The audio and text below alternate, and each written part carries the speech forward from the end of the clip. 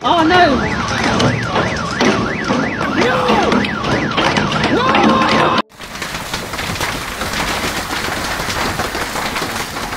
Hi friends. ಈ mother nature ಎನ್ನುವುದು ಕೆಲವೊಮ್ಮೆ ಎಷ್ಟೋ ವಿಚಿತ್ರವಾಗಿರುವ ಪರೀಕ್ಷೆಗಳನ್ನ ಕೊಡುತ್ತೆ. ಅವು ಕೆಲವೊಮ್ಮೆ ಭಯಂಕರವಾಗಿ ಇದ್ರೆ ಇನ್ನೂ ಕೆಲವೊಮ್ಮೆ ತುಂಬಾ ವಿಚಿತ್ರವಾಗಿ ನಮಗೆ ಕಾಣಿಸುತ್ತೆ. ಇವತ್ತಿನ ಈ ವಿಡಿಯೋದಲ್ಲಿ ಅಂತಹ ವಿಚಿತ್ರ ಸಂಘಟನೆಗಳನ್ನ ನೋಡೋಣ ಬನ್ನಿ. ಫಾಲಿಂಗ್ ಇಗ್ವಾನಾಸ್. ಹಲ್ಲಿ ಆಕಾಶದಿಂದ ಕೆಳಗೆ ಬಿದ್ರೆ ನೀವೇನ್ ಅನ್ಕೊಳ್ತೀರಾ? ಈ ಇಗ್ವಾನಾಸ್ ಅನ್ನೋವು ಫ್ಲೋರಿಡಾದಲ್ಲಿ ಈ ರೀತಿ ಕೆಳಗೆ ಬಿದ್ದಿವೆ. ಆದ್ರೆ ಆಕಾಶದ ಮೇಲಿಂದ ಅಲ್ಲ, ಈ ಮರದ ಮೇಲಿಂದ. ಆದ್ರೆ ಈ ರೀತಿ ಯಾಕೆ ನಡೆಯುತ್ತಿವೆ ಅಂದ್ರೆ ವಾತಾವರಣದಲ್ಲಿನ ಟೆಂಪರೇಚರ್ ಬದಲಾವಣೆಯಿಂದ -ಡಿಗ್ರಿಗೆ ಈ ಉಷ್ಣೋಗ್ರತೆ ಕಡಿಮೆ ಆಗುವುದರಿಂದ ಈ ಸಂಘಟನೆ ನಡೆದಿದೆ. ಆದ್ರೆ ಈ ಇಗ್ವಾನಾಸ್ ಅನ್ನೋವು ಕೆಳಗೆ ಬಿದ್ದು ಸತ್ತೋಗಿಲ್ಲ, ಜಸ್ಟ್ ಫ್ರೀಸ್ ಆಗ್ತಿವೆ. ಏಕೆಂದ್ರೆ ಅದರ ಬ್ಲಡ್ ಕೂಡ ತುಂಬಾ ತಣ್ಣಗೆ ಇರುತ್ತೆ. ಮತ್ತೆ ಟೆಂಪರೇಚರ್ ಸಮಾನ ಸ್ಥಿತಿಗೆ ಬಂದ್ರೆ ಅವು ಮತ್ತೆ ಸಾಮಾನ್ಯ ಸ್ಥಿತಿಗೆ ಬರ್ತವೆ. ಈ ಇಗ್ವಾನಾಸ್ ಬಾಡಿ ಅನ್ನೋದು ಸ್ಟಿಫ್ ಮಸಲ್ ಕಂಟ್ರೋಲ್ ಜೊತೆಗೆ ಸೆಟ್ ಆಗಿರುತ್ತೆ. ಅವು ಸತ್ತಿವೆ ಅಂತ ಆ ಸಮಯದಲ್ಲಿ ಅವುಗಳನ್ನ ಹಿಡಿದುಕೊಂಡ್ರೆ ಒಂದು ವೇಳೆ ಅವು ಎಚ್ಚರವಾದ್ರೆ ಅವು ನಮ್ಮ ಮೇಲೆ ದಾಳಿ ಮಾಡ್ತವೆ. Stone rain.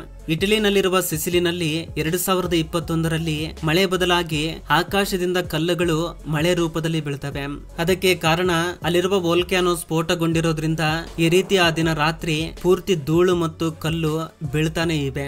ಅಲ್ಲಿರುವ ಜನರು ಈ ರೀತಿ ಆಕಾಶದಿಂದ ಕಲ್ಲುಗಳು ಬೀಳುವುದನ್ನ ನೋಡಿ ತುಂಬಾ ಜನ ಭಯ ಪಡ್ತಾರೆ. ಇನ್ನೂ ಸ್ವಲ್ಪ ಜನ ಆಶ್ಚರ್ಯವಾಗ್ತಾರೆ. ಇಷ್ಟು ಭಯಂಕರವಾಗಿ ಕಲ್ಲುಗಳು ಬಿದ್ದರೂ ಕೂಡ ಅದೃಷ್ಟವಶಾತ್ ಅಲ್ಲಿ ಯಾವುದೇ ರೀತಿಯ ಪ್ರಾಣ ಹಾನಿ ನಡೆದಿಲ್ಲ. ಆದ್ರೆ ತುಂಬಾ ವಸ್ತುಗಳು ನಾಶವಾಗಿವೆ. ನಂತರ ಅಲ್ಲಿನ ಪ್ರಜೆಗಳು ತಮ್ಮ ಮನೆಗಳನ್ನ ಕ್ಲೀನ್ ಮಾಡ್ಕೊಳ್ಳೋದಕ್ಕೆ 4-5 ದಿನ ಹಿಡಿದಿದೆ. ಇನ್ನು ಅಲ್ಲಿರುವ ರಸ್ತೆಗಳು ಪೂರ್ತಿಯಾಗಿ ಕತ್ತಲೆಯ ರೀತಿ ಪೂರ್ತಿಯಾಗಿ ಕಪ್ಪು ಬಣ್ಣಕ್ಕೆ ಬದಲಾಗುತ್ತೆ. Spider rain. ಭಯಂಕರ ಮಳೆಯಿಂದ ಸುನಾಮಿ ಬಂದಾಗ ಆಸ್ಟ್ರೇಲಿಯಾದಲ್ಲಿರುವ ವಿಕ್ಟೋರಿಯಾ ಅನ್ನೋ ಸ್ಥಳದಲ್ಲಿ ಈ ಘಟನೆ ನಡೆದಿದೆ. ಎಲ್ಲಿಂದ ಬಂದಿದೆನೋ ಗೊತ್ತಿಲ್ಲ, ಆದ್ರೆ ಲಕ್ಷಾನುಗಟ್ಟಲೆ ಸ್ಪೈಡರ್ಸ್ ಮನುಷ್ಯನ ಮೇಲೆ ದಾಳಿ ಮಾಡ್ತವೆ. ನೀರಿನಲ್ಲಿ ಬಿಟ್ರೆ ಎಲ್ಲಿ ಕಂಡ್ರೆ ಅಲ್ಲಿ ಅವುಗಳ ಸ್ಪೈಡರ್ ವೆಬ್ ನಿಂದ ಈ ರೀತಿಯಲ್ಲಿ ಅವುಗಳ ಮನೆಯನ್ನ ಕಟ್ಟಿಕೊಂಡಿವೆ. ಒಂದು ಮೋಡದ ರೀತಿ ಬದಲಾಯಿಸಿಕೊಂಡು ಲಕ್ಷಾನುಗಟ್ಟಲೆ ಸಂಖ್ಯೆಯಲ್ಲಿ ಈ ಸ್ಪೈಡರ್ಸ್ ಕಾಣಿಸಿಕೊಂಡಿವೆ. ಅವು ಬಿದ್ದ ಸ್ಥಳವೆಲ್ಲ ತಮ್ಮ ರಾಜ್ಯದ ರೀತಿ ಏರ್ಪಡಿಸಿಕೊಂಡು ಈ ರೀತಿ ಜನರನ್ನ ಆಶ್ಚರ್ಯಕ್ಕೆ ಗುರಿ ಮಾಡಿ ಭಯ ಪಡುವಂತೆ ಮಾಡ್ತವೆ.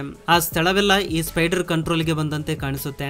ಇಲ್ಲಂತರೂ ಏಕಾಏಕಿ ಗಾಳಿಯಲ್ಲೇ ಒಂದು ಮೋಡದ ರೀತಿ ಅವುಗಳ ಸ್ಪೈಡರ್ ವೆಬ್ ನಿಂದ ತಮ್ಮ ಗೂಡುಗಳನ್ನ ನಿರ್ಮಿಸಿಕೊಂಡಿವೆ. ಇನ್ನು ಈ ಸ್ಪೈಡರ್ಸ್ ಎನ್ನುವು ಸಣ್ಣವಲ್ಲ, ತುಂಬಾ ದೊಡ್ಡವು. ಇವುಗಳನ್ನ ಮುಟ್ಟಿದ್ರೆ ಅವು ನಮ್ಮ ಮೇಲೆ ದಾಳಿ ಮಾಡ್ತವೆ ಅನ್ನುವ ಹಾಗೆ ನಮಗೆ ಕಾಣಿಸ್ತವೆ. ಅದಕ್ಕೆ ಅವುಗಳನ್ನ ನೋಡುವುದು ಬಿಟ್ರೆ ಅವುಗಳ ತಂಟೆಗೆ ಯಾರು ಹೋಗ್ಲಿಕ್ಕೂ ರೆಡಿ ಇಲ್ಲ. Frog rain. ಫ್ಲೋರಿಡಾದಲ್ಲಿರುವ ಒಂದು ಲೇಕ್ ಹತ್ತಿರ ಈ ಫ್ರಾಗ್ಸ್ ನ ನೋಡ್ತಾ ಇದ್ದೀರಾ. ಒಂದ್ಸಲ ಇದನ್ನ ನೋಡಿದ್ರೆ ಏನಾದ್ರೂ ಟ್ಯಾಡ್ ಪೋಲ್ಸ್ ಮಳೆ ಬಿದ್ದಿದೆ ಅನ್ನೋ ಭಾವನೆ ಮೂಡಿಸುತ್ತೆ. ಅಲ್ಲಿರುವ ಜನರು ಈ ಟ್ಯಾಡ್ ಪೋಲ್ಸ್ ನ ನೋಡಿ ತುಂಬಾ ಆಶ್ಚರ್ಯಕ್ಕೆ ಗುರಿ ಆಗ್ತಾರೆ. ಇಂಡಿಯಾದಲ್ಲಿ ಈ ಕಪ್ಪೆಗಳನ್ನ ಸಮೀಪದಿಂದ ನೋಡಿದ್ರೇನೆ ಮೈ ಜುಮ್ಮೆನಿಸುತ್ತೆ. ತುಂಬಾ ಜನ ಭಯ ಪಡ್ತಾರೆ. ಆದ್ರೆ ಈ ಫಾರಿನರ್ಸ್ ಮಾತ್ರ ಯಾವುದೇ ಭಯ ಪಡದೆ ಇಷ್ಟು ಸುಲಭವಾಗಿ ಅವುಗಳನ್ನ ಹಿಡಿದುಕೊಳ್ತಾರೆ.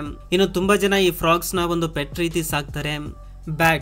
Bats with boiling brain. ಬಿಸಿಯಾಗುತ್ತಿರುವ ಬ್ರೈನ್ ನಿಂದ ಇಷ್ಟು ಲಕ್ಷಾನುಗಟ್ಟಲೆ ಬಾವಲಿಗಳು ಒಂದೇ ಸಮಯಕ್ಕೆ ವಲಸೆ ಹೋಗ್ಲಿಕ್ಕೆ ಶುರು ಮಾಡ್ತವೆ. ವಾತಾವರಣದಲ್ಲಿ ಬಂದ ಉಷ್ಣತೆಯಿಂದ ಇವುಗಳ ಬ್ರೈನ್ ತುಂಬಾ ಬಿಸಿಯಾಗಿ ಇವೆಲ್ಲ ಆ ಸ್ಥಳದಿಂದ ಹೋಗ್ಲಿಕ್ಕೆ ಇಷ್ಟು ಲಕ್ಷಾನುಗಟ್ಟಲೆ ಸಂಖ್ಯೆಯಲ್ಲಿರುವ ಬಾವಲಿಗಳು ಒಂದೇ ಸಲಕ್ಕೆ ಹೊರಗೆ ಬರ್ತವೆ. 2018ರಲ್ಲಿ ಆಸ್ಟ್ರೇಲಿಯಾದಲ್ಲಿರುವ ಸಿಡ್ನಿನಲ್ಲಿ ಅಲ್ಲಿರುವ ಟೆಂಪರೇಚರ್ 113 ಡಿಗ್ರಿ ಸೆಲ್ಸಿಯಸ್ಗೆ ಸೇರೋದ್ರಿಂದ ಅಷ್ಟು ಭಯಂಕರವಾದ ತಾಪಮಾನವನ್ನು ತಡೆದುಕೊಳ್ಳೋದಕ್ಕೆ ಆಗದೆ ತುಂಬಾ ಬಾವಲಿಗಳು ಸಾಯ್ತವೆ. ಇನ್ನು ಕೆಲವು ಈ ಮರಗಳಿಗೆ ತೂಗಾಡುತ್ತಾ ವಿಲವಿಲ ಒದ್ದಾಡುತ್ತಾ ಸಾಯ್ತವೆ. ತುಂಬಾ ಜನ ಆನಿಮಲ್ ರೆಸ್ಕ್ಯೂ ಟೀಮ್ ನವರು ಈ ಬಾವಲಿಗಳನ್ನ ರಕ್ಷಿಸಲಿಕ್ಕೆ ತುಂಬಾ ಪ್ರಯತ್ನ ಪಟ್ಟಿದ್ದಾರೆ. ಎಲ್ಲಿ ನೋಡಿದ್ರು ಈ ಬಾವಲಿಗಳು ಸತ್ತು ಬಿದ್ದಿವೆ. ಆದ್ರೆ ಇನ್ನುಳಿದ ಬಾವಲಿಗಳು ಈ ಉಷ್ಣತೆಯನ್ನು ತಡೆದುಕೊಳ್ಳೋದಕ್ಕೆ ಆಗದೆ ಆ ಸಿಟಿನಿಂದ ತಪ್ಪಿಸಿಕೊಂಡು ಬೇರೆ ವಿಲೇಜ್ಗೆ ಹೋಗಿವೆ. ಲೋಕಸ್ಟ್. 2020ರಲ್ಲಿ 2 ಭಯಂಕರವಾದ ಪರಿಸ್ಥಿತಿಗಳನ್ನ ಫೇಸ್ ಮಾಡಿದ್ವಿ. ಅದರಲ್ಲಿ ಒಂದು COVID-19 ಆದ್ರೆ ಇನ್ನೊಂದು ಈ ಲೋಕಸ್ಟ್. ಉಳಿದ ದೇಶಗಳೆಲ್ಲ ಈ COVID-19 ಜೊತೆ ಫೈಟ್ ಮಾಡಿದ್ರೆ ಈ ಈಸ್ಟ್ ಆಫ್ರಿಕಾ ಮಾತ್ರ ಇವೆರಡರ ಜೊತೆಗೆ ಹೋರಾಡಿದೆ. COVID-19 ಕಾರಣ ಎಲ್ಲರೂ ಮನೆಯಲ್ಲಿ ಕುಂತ್ಕೊಂಡ್ರೆ ಈ ಲೋಕಸ್ಟ್ ಮಾತ್ರ ಈ ರೈತರು ಬೆಳೆದಿರುವ ಬೆಳೆಯನ್ನ ತಿನ್ನುತ್ತಾ ಸರ್ವನಾಶ ಮಾಡ್ತವೆ. ಬಳ್ಳಿಯನ್ನ ಕಾಯಿಯನ್ನ ತಿಂದು ಈ ರೈತರಿಗೆ ತುಂಬಾ ನಷ್ಟವನ್ನ ಉಂಟು ಮಾಡ್ತವೆ. ಮದರ್ ನೇಚರೇ ನಮಗೆ ಶಿಕ್ಷೆ ಕೊಟ್ಟಂತೆ ಲಕ್ಷಾನುಗಟ್ಟಲೆ ಮಿಡತೆಗಳು ದಾಳಿ ಮಾಡ್ತವೆ. ಈ ರೈತರು ತಮ್ಮ ಬೆಳೆಗಳನ್ನ ಕಾಪಾಡಿಕೊಳ್ಳುವುದಕ್ಕೆ ಎಷ್ಟೇ ಪ್ರಯತ್ನ ಪಟ್ಟರು ಅಷ್ಟು ಕೋಟ್ಯಾನುಗಟ್ಟಲೆ ಸಂಖ್ಯೆಯಲ್ಲಿರುವ ಮಿಡತೆಗಳನ್ನ ಅವರಿಂದ ಕಂಟ್ರೋಲ್ ಮಾಡ್ಲಿಕ್ಕೆ ಆಗೋದಿಲ್ಲ. ಇನ್ನು ಮನೆಯೊಳಗೆ ಬಂದು ಕಣ್ಣಿಗೆ ನಿದ್ದೆ ಇಲ್ಲದಂತೆ ಮಾಡ್ತವೆ. ಈ ಆಫ್ರಿಕಾದಿಂದ ಈ ಮಿಡತೆಗಳು ಬೇರೆ ದೇಶಗಳಿಗೆ ಸ್ಪ್ರೆಡ್ ಆಗ್ತಾ ಕೊನೆಗೆ ನಮ್ಮ ಭಾರತಕ್ಕೂ ಕೂಡ ಬರ್ತವೆ. ಆದ್ರೆ ಇಷ್ಟು ಕೋಟ್ಯಾನುಗಟ್ಟಲೆ ಮಿಡತೆಗಳು ಒಂದೇ ಸಮಯಕ್ಕೆ ಯಾಕೆ ಬಂದಿವೆ ಎನ್ನುವುದನ್ನ ನೋಡಿದ್ರೆ ಮರುಭೂಮಿಯಲ್ಲಿ ಮಳೆ ಬಂದ್ರೆ ಅವು ಹೆಚ್ಚಾಗಿ ಬರ್ತವೆ ಅಂತ ಹೇಳ್ತಾರೆ. ಮತ್ತೆ ನಾವೇ ಅವುಗಳನ್ನ ಬಲವಂತದಿಂದ ಅವುಗಳನ್ನ ತಮ್ಮ ಪ್ರದೇಶಕ್ಕೆ ಕಳುಹಿಸಬೇಕು. ಯೂಟಾ ಫಿಶ್ ಡ್ರಾಪ್. ಈ ವಿಜುವಲ್ಸ್ ನ ನೋಡಿ ತುಂಬಾ ಜನ ಈ ಪ್ಲೇನ್ಸ್ ನಲ್ಲಿ ಯಾವ್ದಾದ್ರು ಡೋರ್ ಓಪನ್ ಆಗಿ ಈ ರೀತಿ ಸಂಘಟನೆ ನಡೆದಿರಬಹುದು ಅನ್ಕೊಳ್ತಾರೆ. ಆದ್ರೆ ನೀವಿಲ್ಲಿ ನೋಡ್ತಾ ಇರುವ ಈ ಮೀನಿನ ಮಳೆಯನ್ನ ಬೇಕಂತಲೇ ಮಾಡಿದ್ದಾರೆ. ಏಕೆಂದ್ರೆ ಅವುಗಳ ಸಂಖ್ಯೆಯನ್ನ ಹೆಚ್ಚಿಸಲಿಕ್ಕೆ ಈ ಯೂಟಾ ಫಿಶ್ ನ ಲಕ್ಷಾನುಗಟ್ಟಲೆ ಸಂಖ್ಯೆಯಲ್ಲಿ ಈ ಪ್ಲೇನ್ ಸಹಾಯದಿಂದ ನದಿಯಲ್ಲಿ ಬಿಡ್ತಾರೆ. ಆದ್ರೆ ಎಲ್ಲಾ ಚೆನ್ನಾಗಿದೆ ಬಿಡ್ರಿ. ಆದ್ರೆ ಇಲ್ಲಿ ಪ್ರಶ್ನೆ ಏನಂದ್ರೆ ಅಸಲು ಈ ಪ್ಲೇನ್ಸ್ ಮೂಲಕವೇ ಈ ಮೀನುಗಳನ್ನ ಯಾಕೆ ಬಿಡ್ತಾರೆ ಅಂತ. ಇಲ್ಲಿರುವ ನದಿಯನ್ನ ಮತ್ತು ಲೇಕ್ಸ್ ನ ರೀಚ್ ಆಗ್ಲಿಕ್ಕೆ ಟ್ರಾವೆಲ್ ಮಾಡಬೇಕು ಅಂದ್ರೆ ತುಂಬಾ ಸಮಯ ಹಿಡಿಯುತ್ತೆ. ಅದೇ ಪ್ಲೇನ್ಸ್ ಮೂಲಕ ಆದ್ರೆ ಕೆಲವೇ ನಿಮಿಷಗಳಲ್ಲಿ ಇಷ್ಟು ಸುಲಭವಾಗಿ ಕೆಲಸ ಮುಗಿಯುತ್ತೆ. ಈ ಫಿಶ್ ಡ್ರಾಪಿಂಗ್ ನ ಪ್ಲೇನ್ಸ್ ಮೂಲಕ ಮಾಡುವಾಗ ಈ ಮೀನುಗಳಿಗೆ ಏನಾದ್ರೂ ತೊಂದರೆ ಆಗುತ್ತೆ ಅನ್ನೋ ಇನ್ನೊಂದು ಡೌಟ್ ಕೂಡ ಬರಬಹುದು. ಆದ್ರೆ ಇವರು ಪರ್ಫೆಕ್ಟ್ ಆಗಿ ಅವು ನದಿಯಲ್ಲೇ ಬೀಳುವ ರೀತಿ ಈ ಮೀನುಗಳನ್ನ ಬಿಡ್ತಾರೆ.